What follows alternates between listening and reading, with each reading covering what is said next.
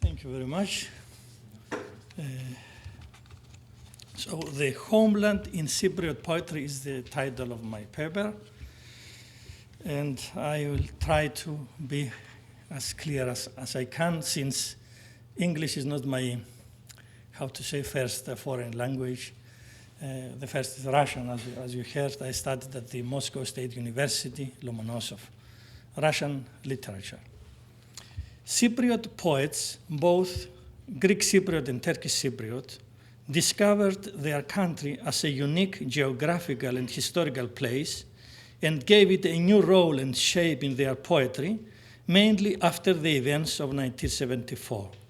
Before that, for both communities, Cyprus was like a boat in the sea, and each wanted it to sail towards the one or the other motherland.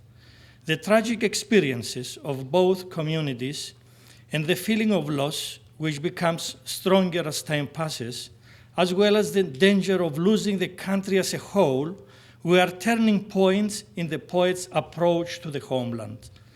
But poets from the different communities came to these turning points via different roads. From different roads, they also came to understand the multicultural character of Cypriot society. It is true that this multiculturalism, especially in Cyprus' written culture, remains unknown until today. This is due to the difference in languages, but also to social and political causes. There were no translations or specialized publications aiming to promote dialogue and understanding between the people of the different communities. This situation is changing gradually nowadays with the appearance of some periodicals and other publications, mainly by the University of Nicosia and the European University, but also because more and more people understand the importance of this type of communication. This effort, of course, has its limits, as it addresses a limited number of people who read in the English language and who have a special interest in literature. Personally, I find these publications very interesting and helpful. The poor transcommunal communication within the written culture of Cyprus didn't allow the inhabitants of the island to understand the unifying role of the historical and cultural inheritance in society, of the monuments left behind by different civilizations that passed from the island, as well as what they left in language and in the everyday lives of the people. On the other hand, in matters of everyday life, if we go back to the years before the separation, people from different communities knew each other, they knew what they had in common and what was different in the way they were living, preparing their food, working, celebrating their holidays, receiving their guests.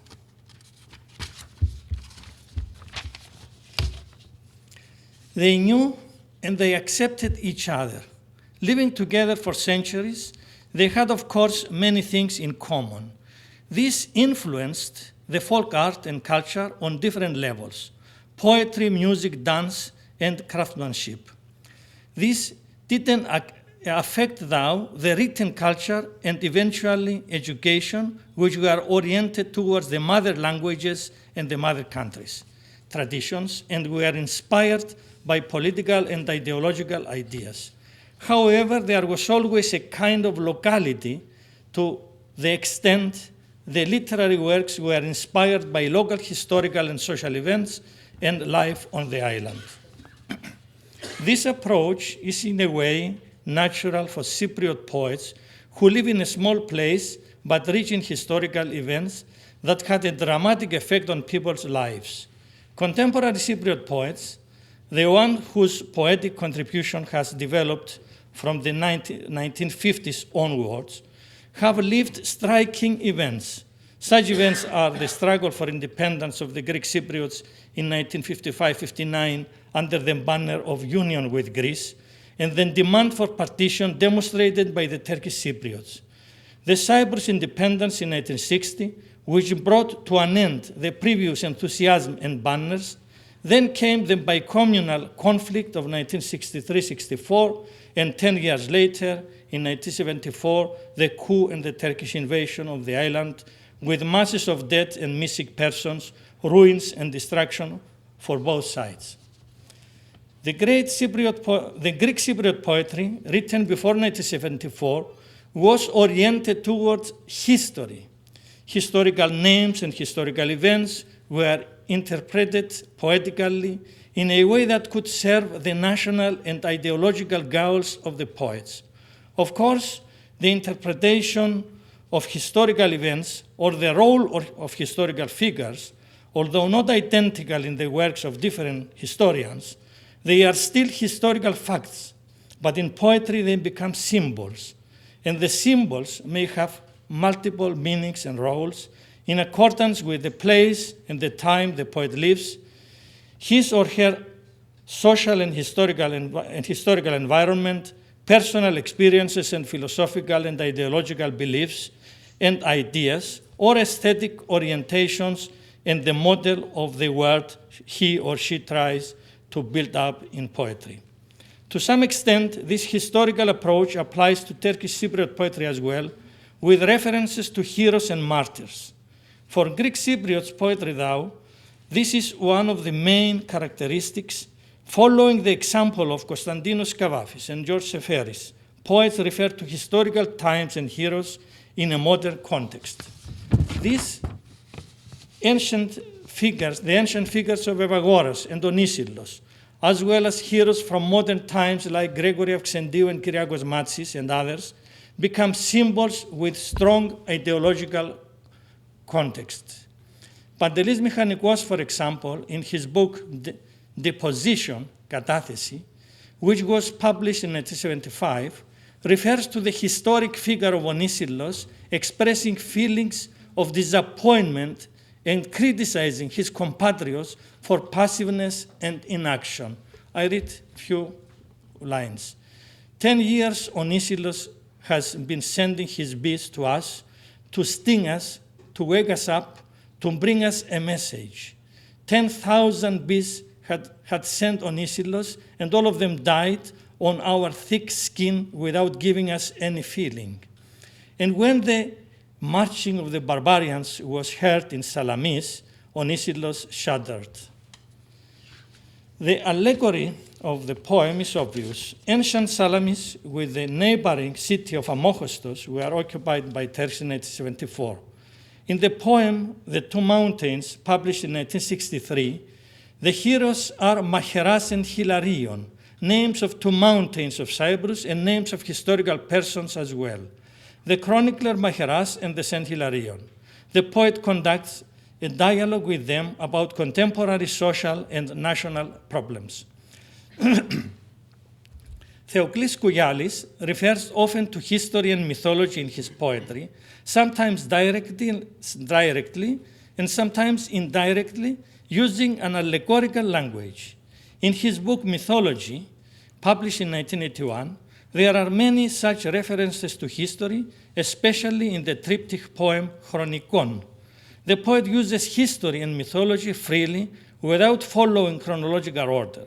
He refers to the medieval history of Cyprus and Leontios Macheras. He uses historical persons and historical events from that time, as well as the words of the chronicle himself, in order to speak about the tragic events of 1974. In the part, Who is Afraid of Kirki, we read, look at things from the end and from their end to their beginning, because the water goes and the sun stays, which means that all those foreigners who came by force will go, and the locals will stay and rule upon their land after such a big massacre. Also, Kyriakos Charalambidis, following the examples of Giorgos Seferis and mainly Konstantinos Kavafis, often refers to history, especially the Byzantine period, from where he takes themes for his poems. Again, historical names are placed next to modern ones. The purpose of the poet is twofold. He tries to give his own interpretation to historical events, to show them from another side, and at the same time, to give expression and meaning to contemporary events and places them in a historical perspective. The present is elevated to history and to myth.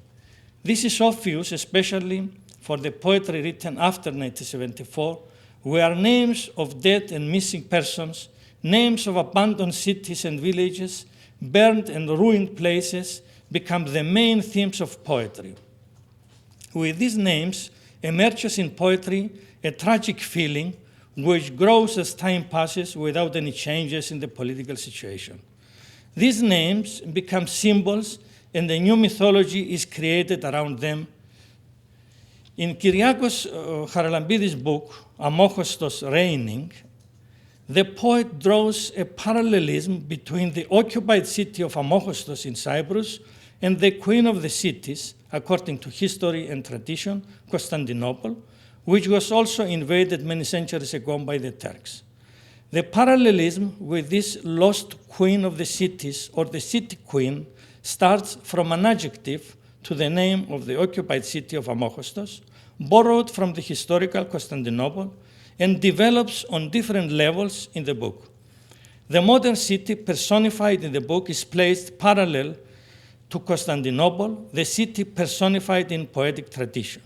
In this way, a new mythology is created through historical and mythological references and through parallelism with the life and the historical fate of the Byzantine capital. Amokostos is elevated on a diachronic podium where the great lost cities are against time. I hear that your head was transferred like a holy skull to Constantinople.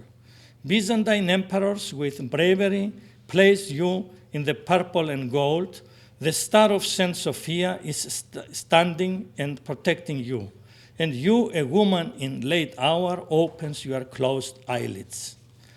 As time passes, the consequences of the 1974 war, the long-lasting partition of the island and the loss of places that are associated with the poet's memories and feelings, and the danger of losing the country as a whole, become more and more obvious.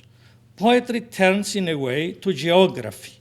Cities, villages, mountains, seasides are emerging in poetry as symbols of the loss. Poets recall names of different places as names of the dead in liturgy. Let me give some examples. You stretch the fingers of your weakest hand and reach Ancora and the faraway Afendrica. You stand up slightly and see the other Pentadactylos, Flamoudi, Davlos, Sakrata, Canthou, small countries of the bee which nobody harvests. This is from Polybios Nicolaou. And I say whole village are lost. Lysi, Vatili, Kondea, probably the whole island is lost. This is from Eleni Theocharous. Poets apply permanent and unchanged values to the occupied places and to the names of the dead, trying to give them mythological dimensions and perpetuity. The wound that was opened in place and time creates a vacuum that is filled with the sounds of the names that are repeated in an effort to receive a new meaning since the one they had is lost. While this is taking place in Greek Cypriot poetry, the references of Turkish Cypriot poets to the homeland after the tragic events of 1974 and their consequences on the lives of the people take a different meaning. From the heroic and nationalistic poems of the previous period, speaking about martyrs and enemies, poetry turns to the loss and the partition of the island. Using mythological, historical, and geographical names, they strive to stress the unity of the island in time and the role of the different civilizations in the formation of a local identity. References to mythological names like Aphrodite and Adonis, Temmuz, to Jesus Christ and the Virgin Mary, as well as the various civilizations that left their traces on the island, from the ancient Greeks to the Lusitanians, the Franks, the Venetians, the Ottomans, all have in contemporary Turkish Cypriot poetry an obvious ideological meaning, to demonstrate that Turkish Cypriots belong to this island and that they are products of its collective historical civilization.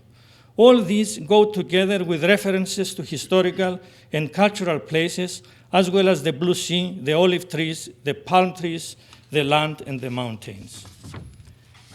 In his poem Thalassa, for example, Zekiali writes, I am here, blue as Thalassa in her ebb. Here on the dark sand footprints of time are not to be seen, better to be gathered. Beneath my feet, landscape drawing itself on memory in thousands of moons' eclipse. Now, the seashells are empty, the locked Aphrodite in a museum, under empty gaze without you and me. Yes, okay. In the same spirit, but with apocalyptic and subversive poetical images, writes the poet Jinan Selçuk. I am a tree, a date palm in some Messauria cemetery. Many civilizations buried in my shade, their bones are my roots. We were brought from Egypt by boats, 40 curly slaves rowed the oars, a Hellen with an earring was my godfather, my circumciser, a fold-up Ottoman barber, pederast, springs to Aphrodite, winters to Xenon, I've been giving an apprentice. In the same theological line, sometimes with an ironical and sarcastic spirit, moves the poetry of Gurgensh Kormazel. In his poem Arthur Rimbaud's Last Day on the Island, he writes,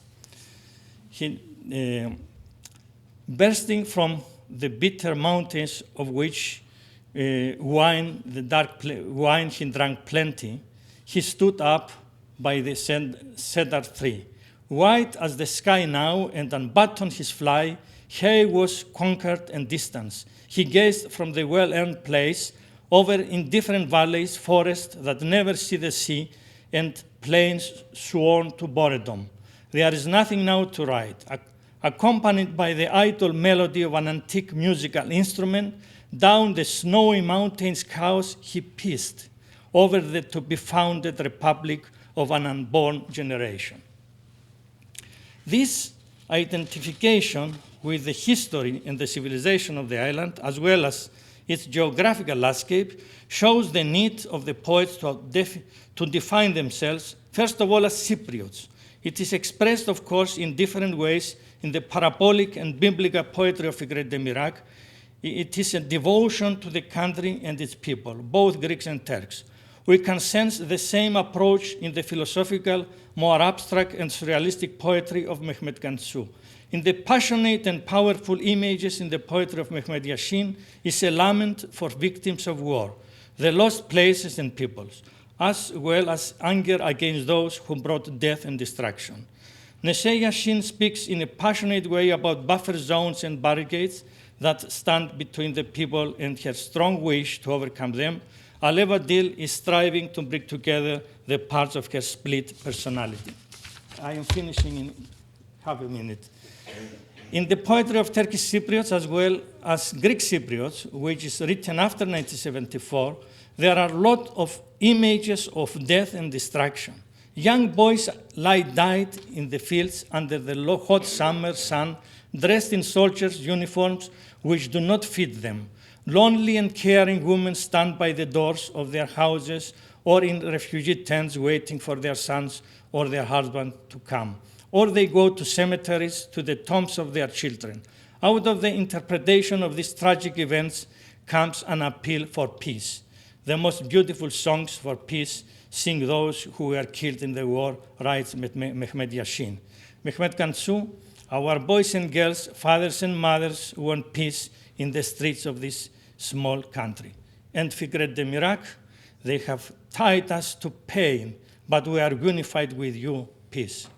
Turkish Cypriots speak about peace in the same way as Greek Cypriots speak about solution.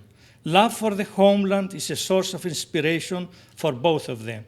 I am sure we will discover many interesting things in a further study of contemporary Cypriot poetry. Thank you.